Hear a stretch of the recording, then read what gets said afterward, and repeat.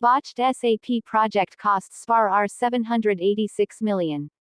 A botched implementation of SAP cost Spar Group a fortune in lost wholesale turnover in the 6 months to end March 2023.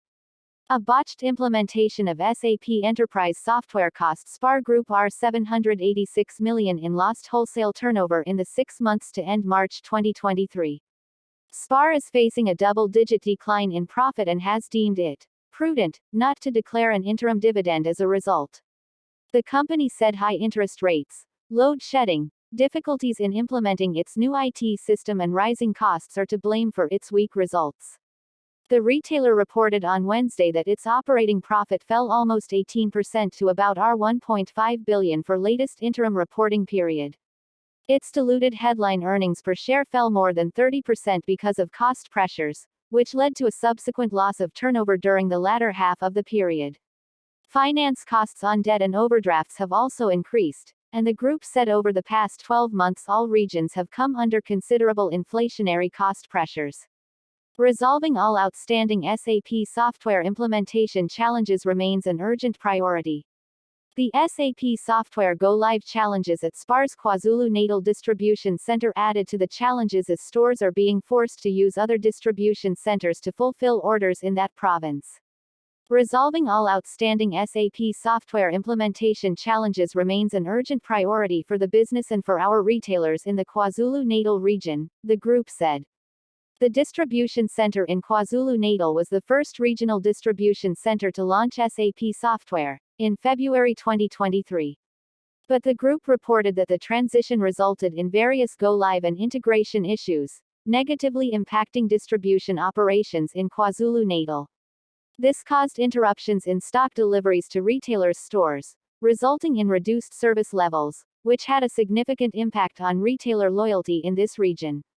Spar said the SAP problems cost it R786-million in lost wholesale turnover during the period. It said it is resolving these issues with the assistance of SAP specialists and that operational performance is improving. The various go-live issues are being resolved and the priority remains to improve order fulfillment to ensure more predictable and consistent supply to retailers. The rollout of SAP has been delayed in other regions until all issues at the KZNDC have been completely and satisfactorily resolved.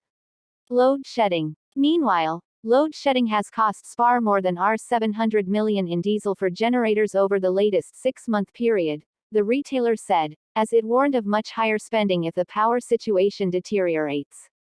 Crippling power cuts are leaving households and businesses in the dark for up to 10 hours a day, but with 97% of its stores in South Africa covered by generators, Spar's operations remain largely uninterrupted, interim CEO Mike Bosman said in an interview. Spar's spending on fuel for its generators, which are ready to run 24 hours a day, makes doing business unbelievably expensive, but the cost is not being passed on to consumers.